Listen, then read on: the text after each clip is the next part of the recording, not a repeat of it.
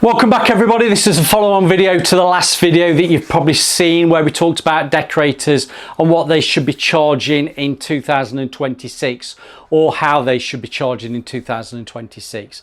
Now this is the follow-on video from it, so if you're interested, clearly you're here now, because what we're going to be talking about is actually how you actually price a room up or a house properly. Now, and we're going to say without rushing it, without guessing, and without actually underselling yourself. So if you want to know a little bit more, please stay with this video. I'm Phil Beckwith, the professional painter and decorator, and I'll talk you through a few things that I want to give across with my years of experience in the painting and decorating trade.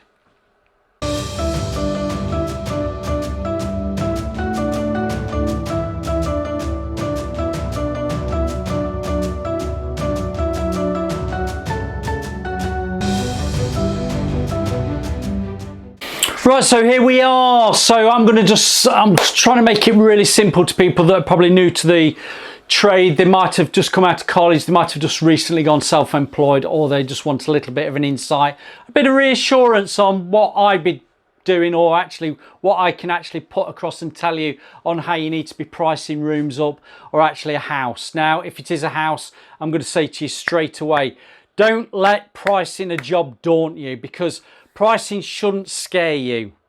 Don't try and price the whole house all in one go. Now, if somebody says, I want you to price from top to bottom, that's a big job, and you go, I don't know what to do. All you've got to do is break it down. Break it down room by room, section by section, and element by element. And we're going to come on to that next. Right, the first thing I'd be doing when I go to a job, you've got to talk to your customer. You've got to actually have some people skills and some communication skills, because you've got to find out from what the customer, what they're actually wanting. So get an idea of what the scope of work is going to be. So before you even think about getting any numbers down, talk to the customer and see what actually they want doing. And then you do that before you start advising on what they actually need to have done. Now, every job's going to be different, I know, but let's just have this quite simply for the people that are just coming into the industry, that they want to know how to actually price a room up when they go into a new customer's house, probably for that first time. Right, your work. You've got to think about your work and your prep. Now, prep is the biggest area that decorators seem to underprice, and that probably is with some other trades as well. So you've got your filling, you've got your sanding, you've got your caulking, you've also got your spot priming, you've got your masking. Don't forget you've got your taping up and your sheeting up and actually protecting what the customer's furniture is in that room. So prep takes, let's get this word out, prep takes time, and time needs to be allowed for in your costings. So the longer you think you're going to be on that prep, make sure that you're actually covering yourself and you're not going to be selling yourself short when it comes to the actual time taken on that actual job. The main thing what you've got to do is when you go into a room, you've got to actually be thinking about working out the painting sequence. Now, traditionally what you'd be doing, and people are going to be shouting at me when I say something else, you'll be looking at painting your ceiling first, you'll be looking at painting your walls first, and you'll be looking at doing your woodwork last. So when you go into a room, what have you got to do? You've got to be thinking about all that prep you do before you actually open a tin of paint. Now, depending on the sequence that you're working to, and depending on what actually job you're doing and experience you've got, you might find that you've moved into the lines of, I've got a sprayer and I'm going to be spraying things. Now, spraying is totally a different kettle of fish than somebody who's coming in with a brush and a roller, because you'll probably find that you'll spray the ceilings, you'll spray the woodwork, you'll tape up that woodwork, and you might even be brushing and rolling the walls last. Likewise, if you're actually doing wallpapering, you might be doing the ceiling, you might be getting the woodwork done, and you might be finishing off with your papering last. But if you've got lining paper to do, that's one of your first jobs to do before you actually start any painting. So your ceiling will be prepped, your walls will be prepped, your woodwork will be prepped, you'll get your walls lined, you'll get your ceiling finished with paint, you'll get your woodwork finished with paint. Now that could be spraying, or it actually could be brushing and rolling, but your last job on a job that's requiring wallpapering is the finished wallpaper that will be going on. So just bear that in mind. What you've got to be thinking of as well, you've got to be thinking how long it will take to paint that ceiling for one coat. So when we're talking about a sequence and you're actually pricing these jobs, you've got to be looking at it. Right, I'm going to get a coat on the ceiling. How long is that going to be taking to dry? Then you've got another coat. While that's drying, what else can you get done? So you'll work your days out like that. What can I do on that first day? How long is that ceiling going to take? How long is the walls going to take? And how long is the woodwork going to take?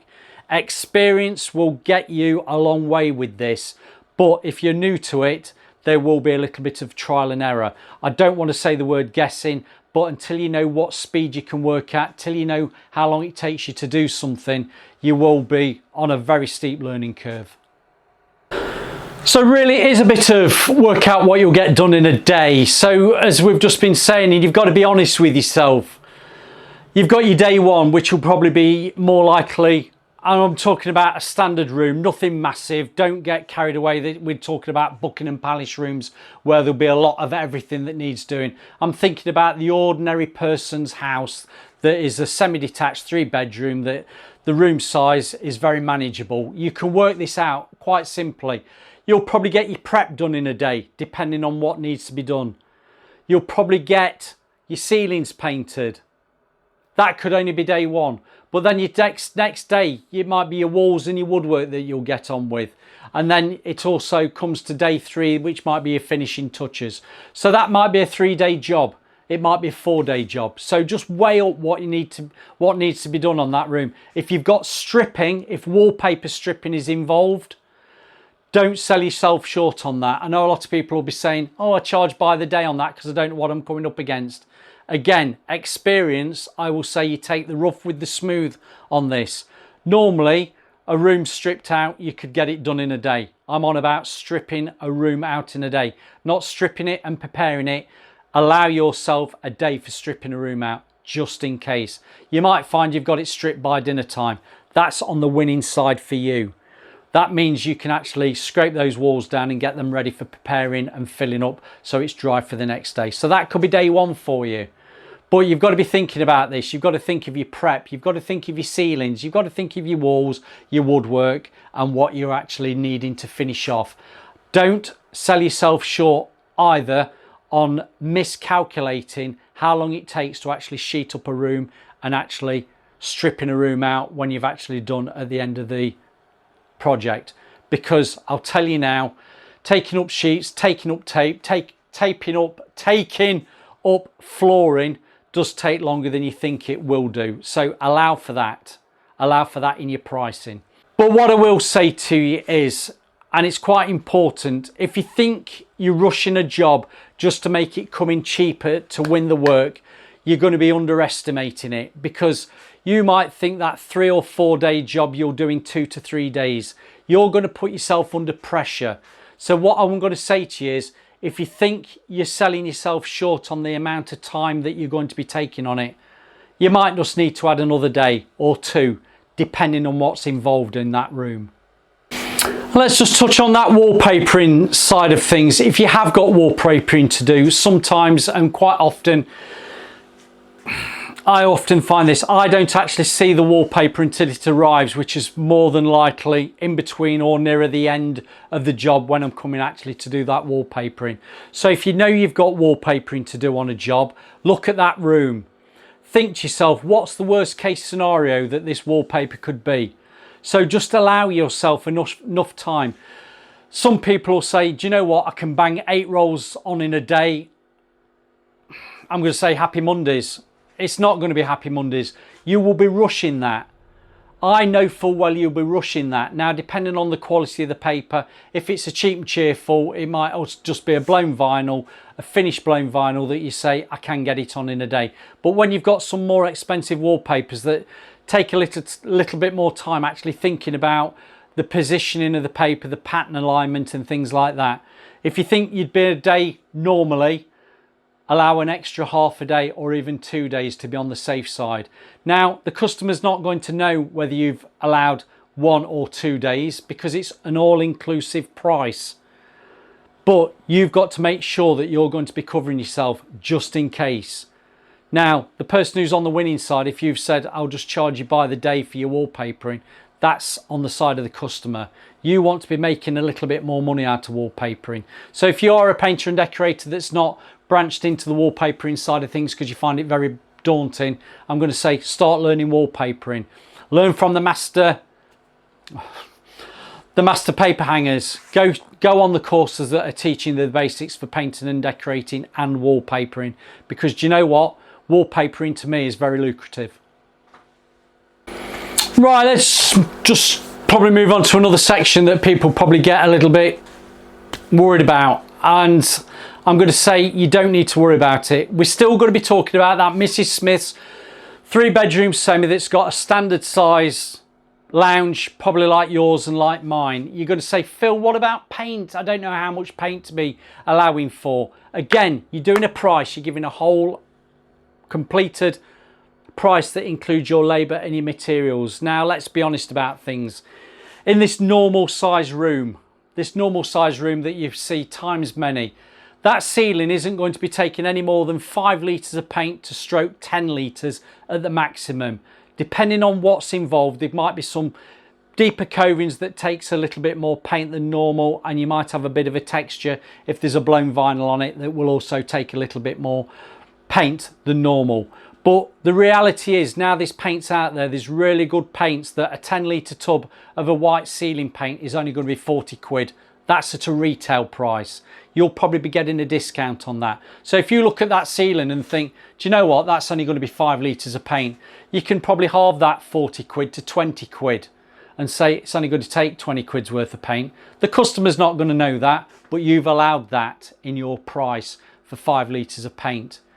And more than likely you might even have that 5 litres of paint because you bought a 10 litre tub for another job, and you've allowed that this paint there that can be used on another job that you'll price out for when that paint's being used. That's how running a business works. Likewise, move on to your walls. I go in many a room, and I'll be honest, 5 litres is more than enough for a lot of jobs for 2 coats. And we're talking about 2 coats.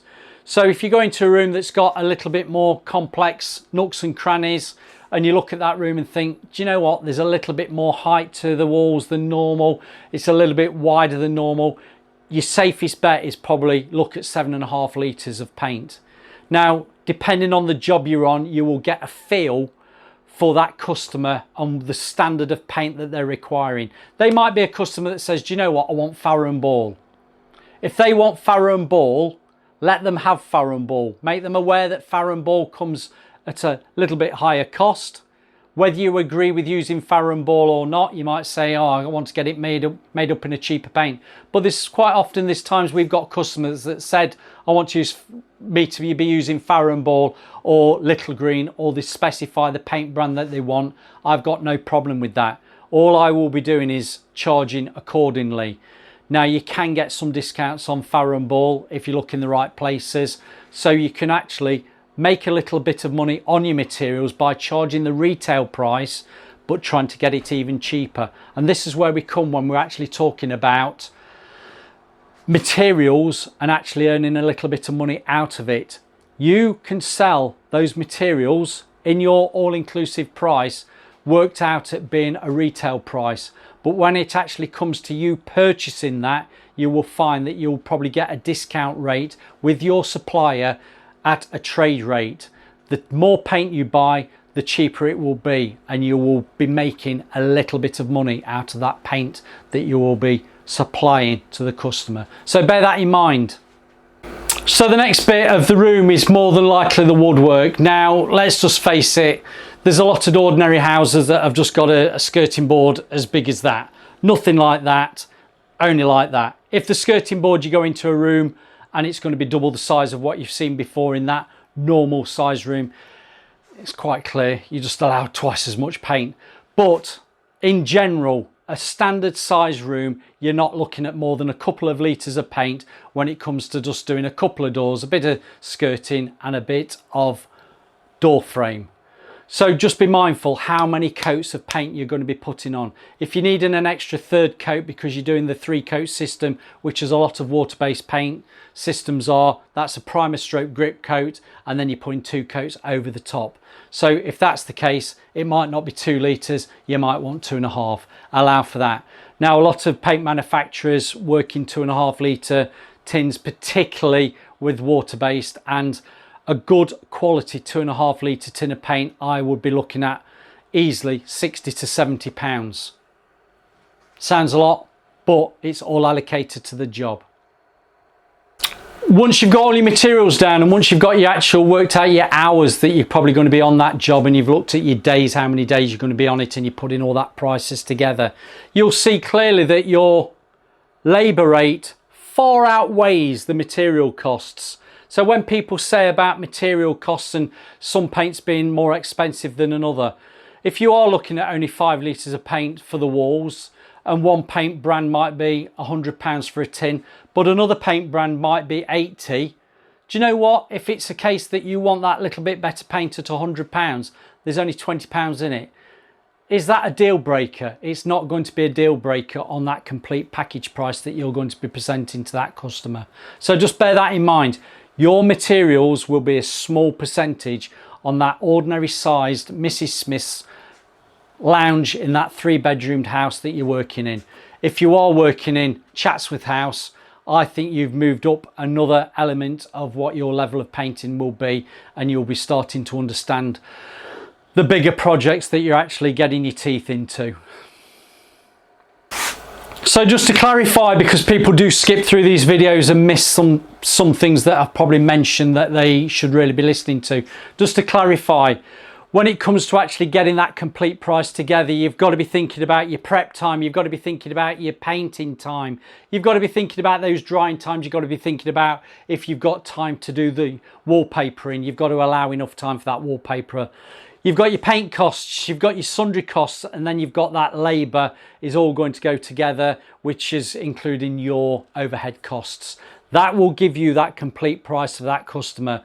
Look at that price. Does it sound reasonable for what you're actually doing? Because what you don't want to be doing is selling yourself short. And just so you don't forget, what I'm trying to say to you is, you are not selling your time.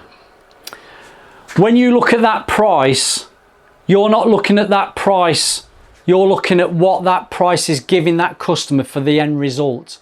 So you're not selling your time. What you are selling is that transformation. You are selling that customer that dream that they're looking for. And you can go in with your paint and paint brushes and your roller, possibly your sprayer, some wallpaper, and you can give that customer a transformation in that room at a price that they're happy with, that they will accept. I hope this video has just been a little bit of an insight into how you should be looking at pricing up that room. Now, if you've got any questions, please give some comments below. But the next video, what I'm going to be talking about, is something that decorators and customers need to hear. Why do customers think a decorator is expensive, and how we're going to actually fix that perception of why we seem to be expensive. Videos are going to come up at the side. Super thanks, people that are buying me a coffee, those that are doing me a hyper, it's much appreciated. I will see you on the next one. Don't forget, if you didn't see the first video, please check back and look at that as well.